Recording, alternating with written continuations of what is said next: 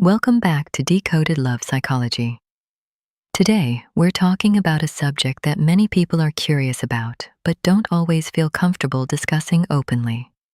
Why are some men strongly attracted to giving intimate affection to their female partners, and what does psychology have to say about it? Is it purely physical? Is it about attraction? Is it about emotional connection? Or is there something deeper happening psychologically? The answer is more complicated than most people realize. And before we begin, there's one important thing to understand. There is no single behavior that applies to all men or all women. Every person has different preferences, boundaries, experiences, and emotional needs. So this video isn't about claiming that every man wants the same thing. Instead, we're exploring why some men may enjoy a particular form of intimate affection and what that behavior can sometimes communicate about attraction, trust, vulnerability, and emotional connection. Because when you look beyond the physical side of intimacy, the psychology becomes much more interesting. Let's start with the most obvious factor: attraction. When a man is strongly attracted to his partner, he may naturally want to explore different forms of closeness with her. Attraction isn't simply about wanting to receive attention. For some people, attraction also creates a desire to give. They enjoy making their partner feel wanted. They enjoy seeing their partner relax. They enjoy knowing that their partner is comfortable with them, and they may find satisfaction in giving their partner an experience that feels personal and intimate. This is something people often misunderstand. They assume that intimacy is primarily about personal pleasure. But healthy intimacy can also involve generosity. Think about it. If you genuinely care about someone, you don't necessarily want every interaction to revolve around yourself. You want to understand them. You want to know what makes them comfortable. You want to know what makes them feel appreciated. You want to see them happy, and for some men, intimate affection can become one expression of that desire. It's not necessarily about proving masculinity. It's not necessarily about control, and it's certainly not something that every man wants. For some men, it's simply a way of expressing attraction and closeness. But there's another psychological factor that can be even more important: trust. Think about what intimacy actually requires. Two people have to feel comfortable enough to be vulnerable around each other. They have to believe that the other person will respect their boundaries. They have to feel safe enough to communicate, and they have to trust that they won't be judged. That's a significant psychological step. Most people don't allow just anyone into their most private moments. They choose people they trust. That's why intimate behavior can sometimes become connected to emotional security. A man may enjoy intimate affection partly because of the closeness it creates. There's something psychologically powerful about being trusted by someone you care about. You may think, she feels comfortable with me. She trusts me. She can be vulnerable around me. We share something private. That feeling can strengthen emotional attachment. And the same principle applies to women. When a woman feels respected and emotionally safe with her partner, she may become more comfortable expressing herself. She may communicate more openly. She may feel less self-conscious. She may feel more confident. And that can create a positive cycle. Trust increases openness. Openness increases connection.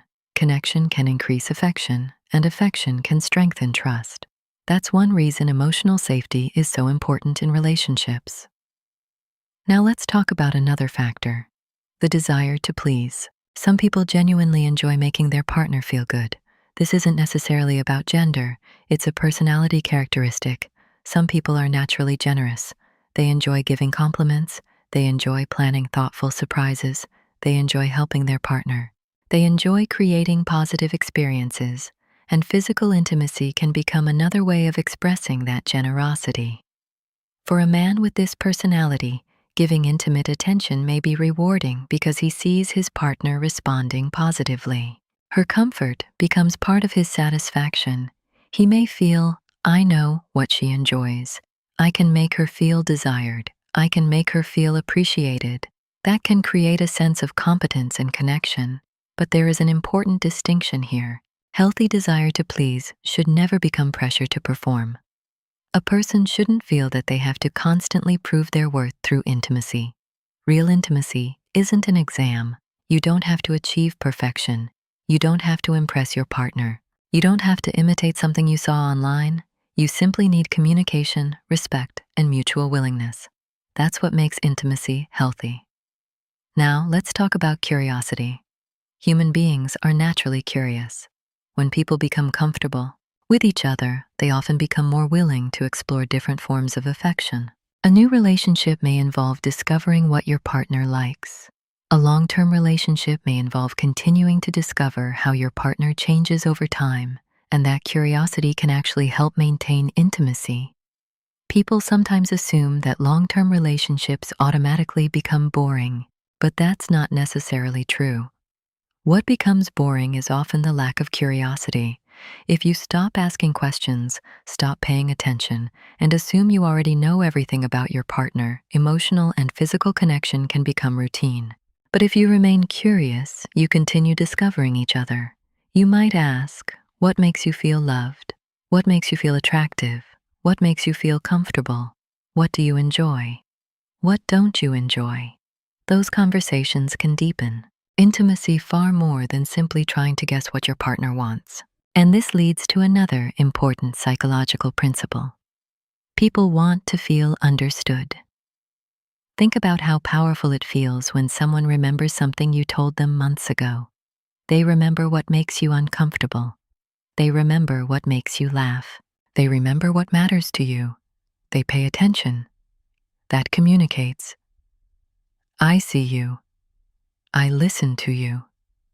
I remember you. Physical affection can sometimes carry a similar message. It can communicate attention. It can communicate interest. It can communicate care. But the physical act itself isn't the whole story. The emotional meaning behind it matters. That's why the same intimate behavior can feel completely different depending on the relationship. With someone you trust deeply, it may feel affectionate and connecting. With someone you don't trust, it may feel uncomfortable or emotionally empty. The action isn't the entire experience. The relationship surrounding the action matters. Now let's talk about vulnerability. Vulnerability is one of the most misunderstood parts of intimacy. People often associate vulnerability with weakness, but psychologically, vulnerability can actually be a sign of trust. When you allow someone to see a private side of you, you're taking a risk. You're trusting them not to judge you. You're trusting them to respect you. You're trusting them with something personal. And when both partners feel comfortable being vulnerable, the relationship can become deeper. This is why physical intimacy can sometimes strengthen emotional bonds. It's not because every intimate act automatically creates love. It doesn't. It's because intimacy can provide another environment where trust and vulnerability develop, and that depends entirely on the relationship. If there is respect, communication, and genuine affection, intimate experiences may strengthen closeness. If there is manipulation, pressure, or disrespect, the same situation can create emotional distance. That's why context matters. Now let's discuss something else that many people misunderstand: masculinity. Some men believe they have to behave a certain way to prove they're masculine. They think they have to dominate. They have to always take control. They have to hide vulnerability. They have to act emotionally distant. But healthy masculinity doesn't require emotional disconnection. A man can be confident and affectionate. He can be strong and gentle. He can be assertive while still respecting boundaries. He can enjoy giving affection without seeing it as a threat to his masculinity. In fact, emotional maturity often makes relationships stronger. A man who can communicate openly can create a much safer environment for his partner, and safety can increase intimacy. Think about the difference between "do what I want" and "tell me what feels comfortable for you." Those are completely different attitudes. The first focuses on entitlement. The second focuses on connection. Healthy intimacy is built on the second. Now let's talk about confidence. For some men, giving intimate affection can reinforce a sense of confidence because they receive positive feedback from their partner. When a partner responds positively, the man may feel, I understand her. I can make her feel good. I'm desired. I'm trusted. Positive experiences naturally encourage people to repeat behaviors, but confidence should never depend entirely on performance. Your worth isn't determined by how well you satisfy someone, and your partner's worth isn't determined by how much they satisfy you. Relationships become healthier when people appreciate each other as whole human beings. Intimacy should be one part of the relationship, not the entire foundation. That's a crucial point. You can have intense physical chemistry and still have an unhealthy relationship. You can also have a deeply loving relationship where physical intimacy changes over time. People's bodies change, stress changes, health changes, life circumstances change, desire changes. That doesn't automatically mean love has disappeared.